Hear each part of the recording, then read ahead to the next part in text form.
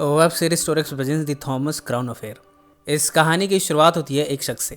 वो किसी को इंटरव्यू दे रहा है। ऐसा लगता है यहाँ कोई थेरेपी सेशन चल रहा है। इसके बाद कहानी फ्लैशबैक में जाती है। इसके बाद हमें एक आर्ट गैलरी को दिखाया जाता है। आज यहाँ चोरों ने ट्रोजन हाउस के अंदर से इन्फिल्ट्रेट किया है। इनका इरादा इस गैलरी की सारी पेंटिंग्स को चुराने का है। ये बेसमेंट के अंदर घुसते हैं। यहाँ एक सीसीटीवी कैमरा लगा है। ये चोर इसकी भी प्लानिंग करके आए हैं।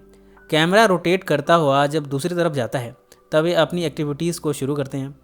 ठीक इसी समय कुछ बच्चे इस गैलरी को देखने आए हैं। इन चोरों के पास मैप भी है।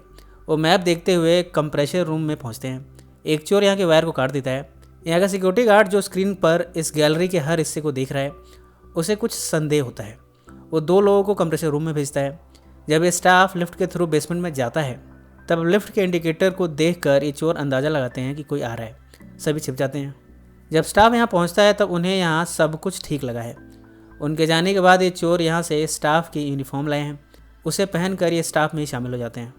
इस समय एक चोर गैलरी के रूफ पर है। इतने में यहाँ बिलियनियर थॉमस क्राउन का आना होता है, पर उसे यहाँ एक स्टाफ कहता है क्लीनिंग के काम की वजह से आपको अंदर आने नहीं दिया जाएगा। क्राउन बॉबी से मिलकर पूछता है क्या मुझे इस गैलरी से निष्कासित किया गया है किसी क्लीनिंग की वजह से। बॉबी को ये सब सुनकर हैरत हुई है।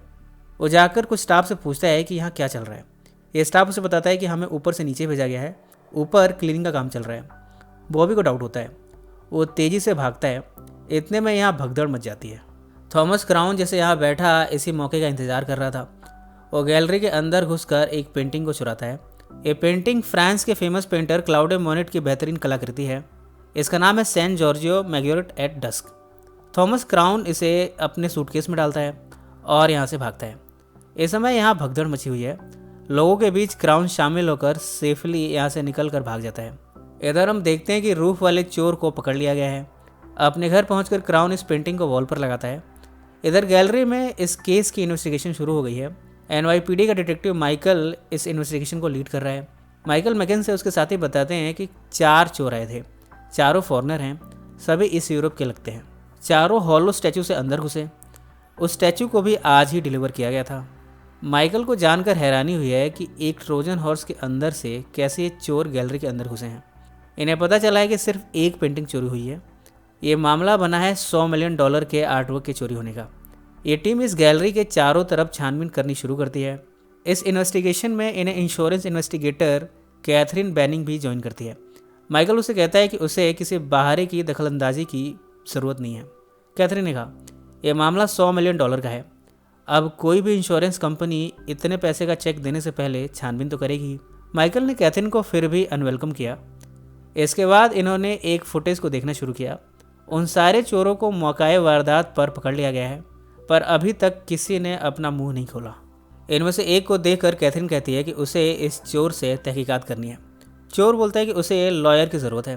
कैथरीन ने कहा तुम US का सिटीजन नहीं हो, इसलिए कोई ट्रायल नहीं होगा। तुम्हें सिंपली डिपोर्ट कर दिया जाएगा। मुझे मालूम है कि तुम रोमानिया से हो। कैथरीन अब तक तो ये जान चुकी है कि ये चोर इंग्लिश बोलना जानता है। उसे रोमानियन गवर्नमेंट का डर भी दिखाती है। कैथरीन ने माइकल से मिलकर कहा ये चारों चोर किसी के इशारों पर काम कर रहे थे। इन्होंने उसका चेहरा तक नहीं देखा। इन दोनों ने अपने एजम्पशन से यह आइडिया लगाया है कि जो भी असली चोर है उसने इन चारों को सेटअप किया था, वो भी इसलिए कि चारों अपनी चोरी के दौरान ही पकड़े जाएं, जबकि असली चोर आसानी से चोरी करके गायब हो जाए। माइकल ने कहा जैसे ही वो चोर उस पेंटिंग को बेचने की कोशिश करेगा हम उसे पकड़ लेंगे। इस पर कैथरीन ने कहा वो चोर कोई एलिगेंट चोर है। उसने ये चोरी पैसों के लिए नहीं की। वो उस पेंटिंग को बेचने वाला नहीं है। वो पेंटर मोनेट का फ़ैन हो सकता है। माइकल को कैथरीन की बातें भरोसे लायक नहीं लग रही। इसके बाद कैथरीन ने पिछले 5 सालों में उस पेंटिंग को लेकर हुई ऑक्शन की लिस्ट निकाली। उसे यकीन है कि चोर उन ऑक्शन करने वालों में से कोई एक है। इसमें थॉमस क्राउन का नाम भी है। कुछ दिनों बाद हम देखते हैं कि थॉमस क्राउन ने डेनिस और फ्रेंच पेंटर पिसारो की पेंटिंग को इस आर्ट गैलरी में डोनेट किया है। ये डोनेशन उसने मोनेट के पेंटिंग वाले स्पेस को फिल करने के लिए किया है। यह सब देखकर कैथरीन को क्राउन पर शक हुआ है। वो थॉमस के पास जाकर उससे बातचीत करती है।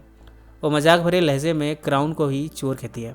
जब वो जाने लगी तब क्राउन ने उसका पीछा करते हुए कहा तो मुझ पर शक करके अपना टाइम वेस्ट कर रही हो। यह क्राउन कैथरीन को डिनर के लिए इनवाइट करता है। कैथरीन इसके लिए हाँ कर देती है। वो माइकल से मिलकर कहती है हमें क्राउन पर नज़र रखनी होगी, उसे सर्विलांस पर डालना होगा। माइकल को कैथरीन का आइडिया पसंद नहीं आ रहा। कैथरीन ने कहा, माइकल एक अमीर प्ले बॉय है, वो पैसों के लिए चोरी नहीं कर सकता, बल्कि उसे तो क्राइम करके थ्रिल आता है। इस थ्रिल के लिए उसने चोरी की होगी। माइकल फिर भी कैथरीन की बातों से कन्विंस नहीं हुआ। उसने कहा, तुम इस डिपार्टमेंट का मजाक मत बनाओ, हम अपने तरीके से इसमें छानबीन करेंगे। इसके बाद माइकल अपनी टीम के साथ क्राउन के घर छानबीन करने जाता है, पर क्राउन के साथ उसका अटॉर्नी भी यहाँ था। छानबीन में इन्हें कुछ और पेंटिंग्स मिली हैं, पर मोनेट की पेंटिंग यहाँ नहीं है। बाहर कार में बैठी कैथरीन माइकल का इंतजार कर रही थी। जब माइकल खाली हाथ लौटा है तब कैथरीन उसका मजाक उड़ाते हुए उस पर हंसती है।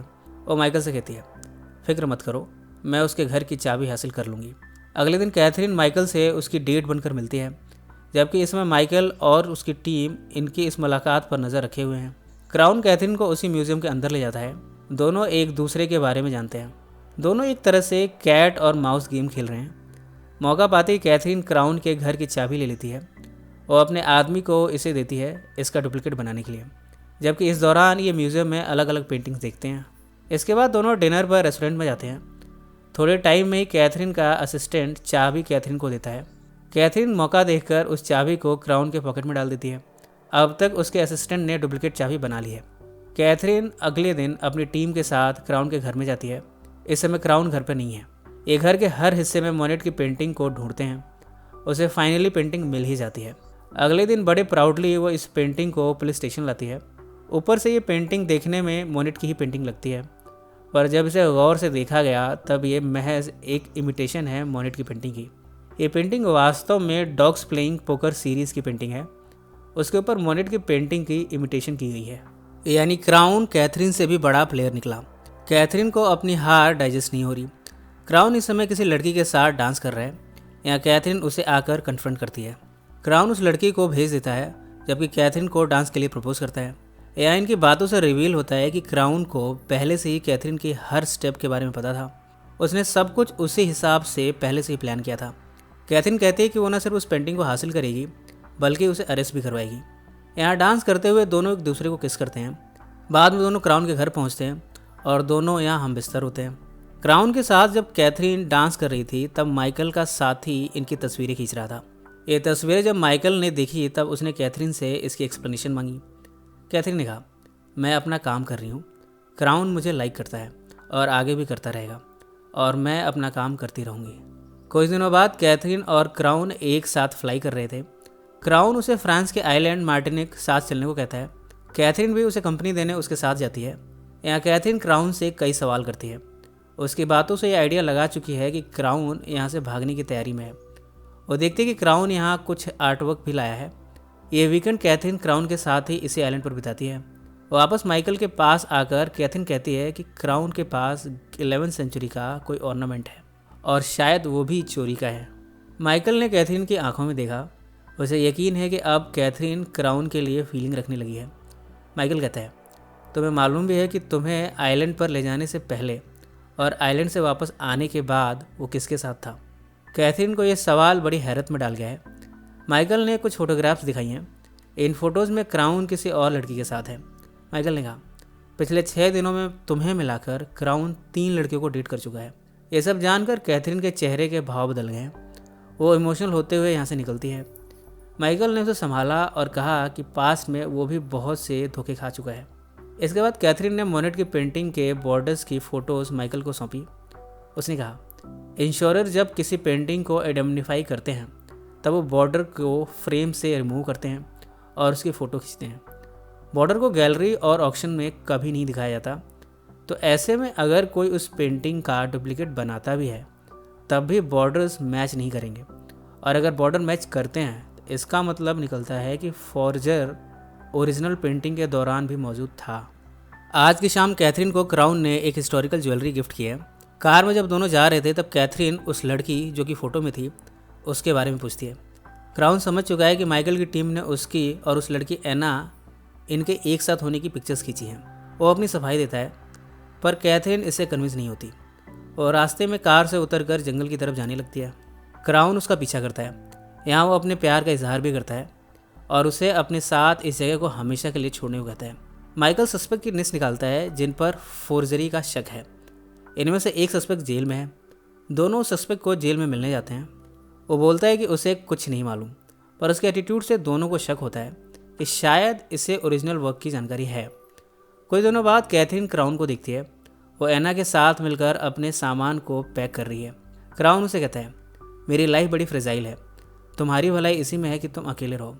एना मेरे लिए काम करती है, मुझे उसके पैसे देने हैं, इसके लिए वो यहाँ आई है। तुम अगर चाहो तो मैं मोनेट की पेंटिंग भी लौटाने को तैयार हूँ। मैं वापस इसे म्यूज़ियम की वॉलपेपर पर रखवाने को तैयार हूँ। इसके बाद ये केस ख़त्म हो जाएगा और अगर तुम चाहो तो हम दोनों हमेशा के लिए यहाँ से भाग सकते हैं। वो कैथरीन को मिलने के लिए टाइम और जगह भी बताता है। कैथरीन यहाँ से भावुक होते हुए निकलती है। जाते जाते वो माइकल से कहती है, क्राउन कल म्यूज़ियम आएगा, वो उस पेंटिंग को वॉल पर लगाएगा और फिर चला जाएगा।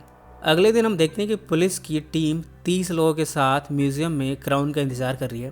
वो उसे रंगे हाथों पकड़ना चाहते हैं। माइकल ने एना की एक तस्वीर दिखाई है। यहाँ माइकल बताता है कि एना उस शख्स की बेटी है जो कि जेल में है। क्राउन एना को तब से जानता है जब वो 10 साल की थी। उसी ने उसका कॉलेज में एडमिशन कराया था। कैथरीन ने फिगर आउट कर लिया है कि वो प्रिजनर क्राउन का पार्टनर है। इतने में क्राउन सूटकेस के साथ म्यूज़ियम पहुंचा है और हॉल के बीचों बीच खड़ा होकर अपने आप को जाहिर करता है। ऐसा लगता है वो खुद ही बता रहा है पुलिस को कि वो यहाँ पहुँच चुका है। इसके बाद वो सिमिलर सूटकेस से अपना सूटकेस एक्सचेंज करता है और फिर भीड़ में डिसअपीयर हो जाता है। इन समय मौका पाकर म्यूज़ियम के फायर स्प्रिंकलर को ऑन कर देता है। यहाँ फिर से भगदड़ मचती है। माइकल की टीम चारों तरफ छानबीन करती है। इस समय स्प्रिंकलर के पानी से पिसारो पेंटिंग जिसे क्राउन ने डोनेट किया था वो धुल जाती है। वॉश होने के बाद हम देखते हैं कि यही पेंटिंग मोनेट की रियल पेंटिंग है। यहाँ हमें क्राउन के through out the film planning का पता चलता है। उसने मोनेट वाली पेंटिंग चुराई, फिर एना के जरिए इसे फोर्स किया और रियल पेंटिंग को डोनेशन के बहाने वापस म्यूज़ियम में पहले ही रखवा दिया था। पर क्राउन के स्प्रिंकलर ऑन करने से दूसरी पेंटिंग वैनिश हो चुकी है। पर फिर भी कैथरीन का केस क्लोज हो गया है क्योंकि उसके एम्प्लॉयर की पेंटिंग वापस आ चुकी है। जो पेंटिंग स्प्रिंकलर से वैनिश हुई है वो कैथरीन के एम्प्लॉयर की नहीं है। कैथरीन माइकल से कहती है कि अब उसका केस खत्म हो चुका है। माइकल भी अब कैथरीन के प्यार को समझने लगा है। उसने कहा, अब तुम जाओ उसके पास, उसे मेरा हेलो कहना। कैथरीन दौड़ते हुए क्राउन से मिलने जाती है। वो खुश है कि अब क्राउन हमेशा के लिए उसका हो जाएगा। पर वहाँ जहाँ क्राउन ने उसे बुलाया था कोई और है। वो कैथरीन को एक पेंटिंग देता है और चला जाता है। ये वो पेंटिंग है जिसे सूटकेस बदलने के दौरान क्राउन लाया था। इस पेंटिंग को माइकल को भेज देती है। अब वो फ़्लाइट पकड़कर वापस लंदन जा रही है। फ़्लाइट में वो काफ़ी इमोशनल है। जब वो भावुक होकर रो रही थी तब पीछे की सीट से किसी ने उसे रुमाल दिया। वो पीछे मुड़कर देखती है, यहाँ क्राउन बैठा हुआ है। कैथरीन उसे पैशनेटली किस करती है। इसी नोट पर यह फिल्म समाप्त हो जाती है। ये कहानी आपको कैसी लगी कमेंट से ज़रूर मेंशन करें। सो फ्रेंड्स, फिर मिलेंगे ज़िंदगी के किसी नए मोड़ पर।